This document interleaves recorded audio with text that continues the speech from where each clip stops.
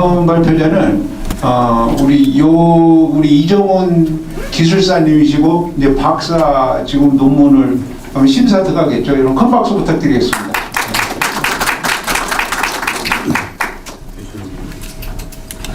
예, 반갑습니다. 이정훈입니다.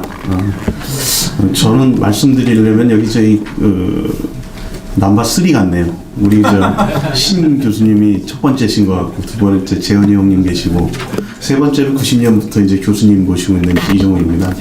마침 저희가 아버님이 90년대에 타계하셨을 때 이제 학교에 들어갔을 때 교수님이 이제 아버님 같이 이렇게 챙겨주셔서 기술사도 하고 박사도 할 수 있고 이렇게 좋은 기회를 가졌던 것 같습니다. 교수님 감사합니다.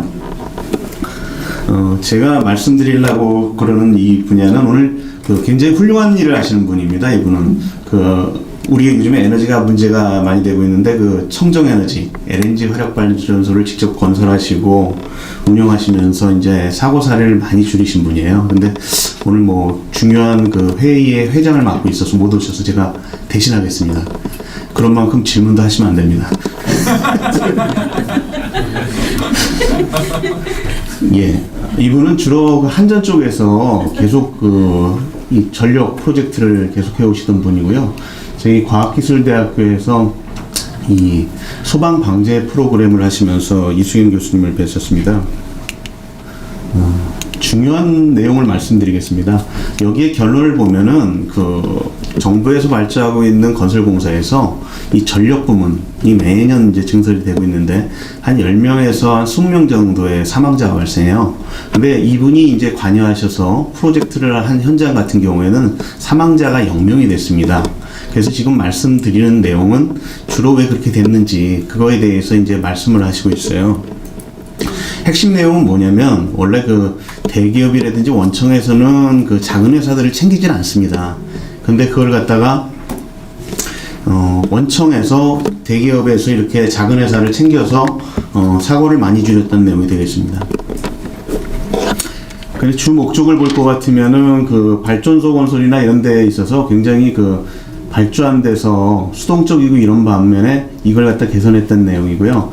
또 중소기업 같은 경우에는 안전관리 역량이 많이 부족합니다. 이거를 또 많이 커버해줬다는 내용이 추가됩니다. 예, 뭐 선행연구는 이런 부분이 있고요.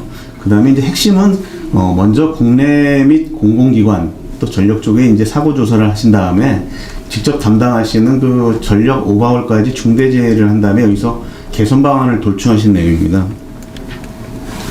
이 프로젝트는 한 5천억 규모 정도 되고 그 다음에 연면적이 한 84,000해배 정도 됩니다. 그래서 이게 국내에 요즘에 이제 LNG 발전소 굉장히 이슈가 되고 있는 에너지의 중요한 사항이었고요. 여기에 대해서 이제 안전하게 이제 건설한 내용이 되어 있습니다. 발전소 설비의 주요 위험물성을 보면 가스터빈 부분이 있습니다. 가스터빈 부분 같은 경우에는 1300도까지 올라가는 고온의 위험성이 있고요. 그 다음에 또 스팀 터빈 같은 경우에는 또 보일러 수를 590도씨에서 이제 150바 굉장히 높은 압력입니다. 여기까지 해서 이제 스팀을 생산하고 그 다음에 제너레이터에는 229 고압전기를 사용하고 있습니다. 공공기관의 이제 산업재해를 이제 한번 봤더니 발주 금액이 굉장히 큽니다. 근데 여기에 비해서 이제 사망자 수는 꾸준하게 이제 70명대에서 40명대로 계속 유지가 되고 있죠. 그래서 이런 사망자 수를 줄이기 위해서 발주처에서 해야 되는 게 뭐냐 이제 이런 부분을 중심으로 이제 생각한 논문입니다. 그래서 항상 보면은 이 규모가 큰 공공기관의 이제 사망자 수가 매년 커서 그럼 직접 발주한 발주처에서 이 사고를 줄이기 위해서 이제 액션을 한 내용이 되겠습니다. 그 다음에 전력그룹사에서 발생한 산업재해 내용입니다. 역시 전력그룹의 이제 규모가 굉장히 크고, 그 다음에 사망자 수나 이런 인원이 굉장히 알 수 있습니다. 그 중에서도 이제 전력그룹사의 비중이 공공기관 중에서 한 28%까지 될 정도로 이제 높습니다. 그래서 위험성을 이제 한번 분석을 해봤습니다. 근데 대한민국의 이제 모든 건설 현장이든지 사고 사례를 보면 추락이 가장 높습니다. 그 다음에 이제 낙하 위에서 떨어지는 거, 그 다음에 장비 불량 뭐 이런 내용이 있었습니다. 그 그 다음에 이제 그 발전소 참여 업체 B사의 이제 내용입니다. 이쪽도 역시 추락이나 이제 전도 이런 부분이 많고, 감전 이런 부분이 많았었습니다. 그래서 이제 그 안동 그 화력발전소에서 이제 그 발주처 주도의 이제 안전관리 시스템 이거를 구축을 하게 됐습니다. 실제 현장에서 보면은 그 모기업이 협력업체를 담당하게 하고 있는 사례가 이제 최근에 큰 경우입니다. 그래서 이제 내용을 보면 첫째 이제 발주처의 역할로는 기존에 그냥 그 공사를 하면 도급공사에 그냥 위임하고 신경을 안 썼는데, 발주처가 직접 그 안전관리 시스템을 만들고 직접 이제 도급사를 챙기기 시작했고요. 시공사 같은 경우에는 이 안전관리 책임이 있는데 여기에 대해서 이제 법적으로만 하는 부분이 있었습니다. 근데 아무래도 이제 발주처가 이제 신경을 쓰니까 시공사 쪽에서도 많이 이제 안전 관련해서 시스템도 이제 개선하고, 그 다음에 이제 많이 발주처를 따라서 기술 지원이나 이런 걸 많이 받은 것 같습니다.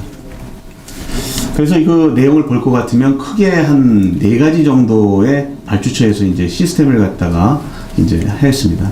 기존에는 발주처에서 그 근무자 시공 공사 현장에 출입이라든지 또는 그 위험이 큰 장소를 선정해서 관리한다든지, 또 그 안전 순시라든지 안전 지적서라든지 뭐 이런 것들을 안 했었어요. 그리고 이제 시공사 위주로 했는데 요거를 직접 발주사에서 챙깁니다. 지금 여기 나오는 시공사가 제가 알기로는 뭐 한 10개 이상 되는 시공사인데요. 요걸 갖다 이제 종합해서 이제 토탈 그 세이프티 컨트롤 타워를 갖다 발주처가 하니까 사고를 줄이는데 상당히 효과가 있었던 것 같습니다. 그래서 첫 번째로 한 게 그 발주처 주도로서 그 출입 관리 시스템. 저희가 요즘에 이제 태그라든지 이런 걸 대서 인원들이 이제 그 사업장에 들어갈 때 정문에서 이제 확인하고, 그 다음에 안전 교육 받고, 그 다음에 이 건강 체크. 쉽게 얘기해서 뭐 요즘에 뭐 여러 가지 질병들도 있고, 그 다음에 이제 음주 측정 이런 것도 하고, 그 다음에 안전 교육을 하고. 그래서 발주처에서 이렇게 해주니까 이분들 같은 경우에는 몸이 안 좋거나 또 음주를 많이 하거나 이제 그런 상황을 근무를 할 수가 없죠. 일을 할 수 없게 만드는 그런 절차였고요. 두 번째는 그 통합 정보 관리 시스템입니다. 들어올 때 직접 이렇게 누가 들어오고 누가 어떻게 됐는지 나오죠. 근데 여기에서 키포인트는 안전 교육을 받거나 아니면 이 사람이 전에 그 안전이나 이런 부분에 전과가 있거나 이제 이런 부분을 갖다 이제 모니터링해서 관리하는 시스템이고요. 그 다음에 이제 그 나름대로 중요한 게 사고가 많이 나는 항목을 갖다 이제 선택을 했다는 거죠.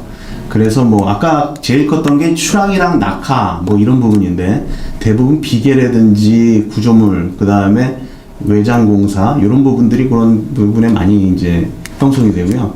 최근에 이제 이슈가 많이 되고 있는 이 밀폐 작업 공간 작업. 요거는 이제 이 막힌 장소에서 산소 부족으로 이제 사망이 많이 나는데 요즘에 이제 이슈가 많이 되는 부분입니다. 그 다음에 이제 화재 폭발 이런 부분에도 있었습니다. 그리고 이제 그 다음은 그 예상 공정에 대해서 만약에 생긴다면 직접 현장의 근무자들이 그걸 갖다 발견해내고, 그 다음에 뭐 위험성 평가라든지 이제 토의를 한 다음에, 그 다음에 다시 거기 개선을 한 다음에 현장 점검하고 패트롤 강화하고 이런 시스템이 되겠습니다. 다음은 그 발주처의 그 세이프티 컨트롤 타워가 있는 거죠. 대부분 이제 큰 회사들 같은 경우에는 이제 턴키로 해가지고 공사만 주고 관리하지 않는 경우가 많습니다. 근데 직접 그 발주처에서 그 세이프티 팀을 만들어가지고 직접 발주처랑 참여자, 그러니까 현장 부서들이랑 안전감시단을 만들어서 직접 이제 이 전체를 갖다 이제 안전 순시를 일정 주기마다 하죠. 굉장히 그 효과가 좋은 프로그램입니다. 시공사 같은 경우에는 발주처가 만약에 이제 관리하거나 이러면 굉장히 신경을 쓰고 하나하나 그러기 때문에 안전에 굉장히 무게가 실릴 수 있는 부분입니다. 다음은 안전 지적서의 이제 통합 운영 부분입니다. 요 보면은 그 시공사가 아까 뭐 한 10개 정도 되면 각 회사마다 그 지적이나 이런 걸 따로따로 해요.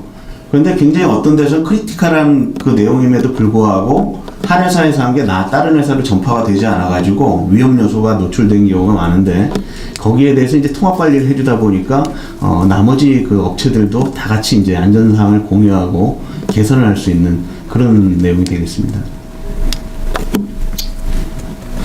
다음은 그 안전 지적 시 이제 통합 운영입니다. 그래서 기회를 주는 거죠. 뭐 보면은 첫 번째 이제 위반했을 때는 뭐 경고를 주고 뭐 두 번째나 이제 세 번째 했을 때는 퇴출까지 시킬 수 있도록 강력하게 이제 시스템을 운영했다는 그런 내용이 되겠습니다.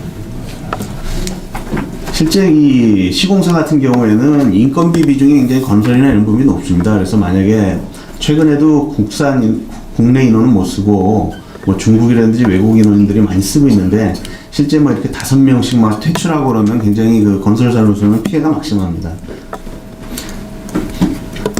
마지막으로 그 비주얼 매니지먼트입니다. 이 보시는 것처럼 이 색깔을 근무자마다 등급에 따라서 이제 다르게 합니다. 신입 같은 경우에는 잘 모르니까 아예 노란색 옷을 입혀가지고 이 사람은 잘 모르는 사람이구나 그래서 딴 분들이 가르쳐주고 위험 작업을 안 시키게 하고 또 이제 뭐 그레이드별로 이렇게 해서 뭐 또 중요하게 이제 관리하는 사람 같은 경우에는 또 뭐 빨간 옷을 입힌다든지 이런 식으로 해서 복장을 통일하고 또 아까 보신 것처럼 발주차랑 안전감시단의 복장을 갖다 이제 해서 사고 사례를 많이 줄인 사례가 되겠습니다. 그리고 이제 그 검증은 그 제3자에 의한 검증을 했는데 저희가 근로복지공단이나 이쪽에 보면 산재요양 확인서나 이런 부분이 있습니다. 그래서 관련되는 근무자들에 대해서 이런 거를 검증을 했더니 실제 이제 사고가 많지 않았다 그런 내용입니다. 그래서 최종적으로 그 발주처가 직접 모기업에서 안전관리 시스템을 구축하고 운영하니까 다른 전력회사에서는 계속 10명에서 뭐 20명, 9명 이렇게 사고가 남에도 불구하고 여기 안동 복합 화력발전소에는 사고가 거의 없었다는 그런 내용인 것 같습니다. 예. 제가 이해가 깊지 않아서 죄송합니다. 예. 들어주셔서 감사합니다. 그래도 나는 꼭 질문을 해야 되겠다 이것만큼 질문해 주세요. 답변할 사람은 많이 있으니까 해주세요. 아까 거기서 이제 추락하고 낙하가 차이점 아세요? 추락은 내가 떨어진 거, 낙하는 위에서 와서 맞는 거예요. 근데 이거를 잘 몰라. 안전공학과 출신들 와서 물으면은 그게 그거 아니에요, 그래. 그래서 그게 그거 같아요. 근데 추락은 말 그대로 내가 떨어지는 거, 낙하는 와서 맞는 거 그런 겁니다. 질문 없으세요? 예. 아직 없어?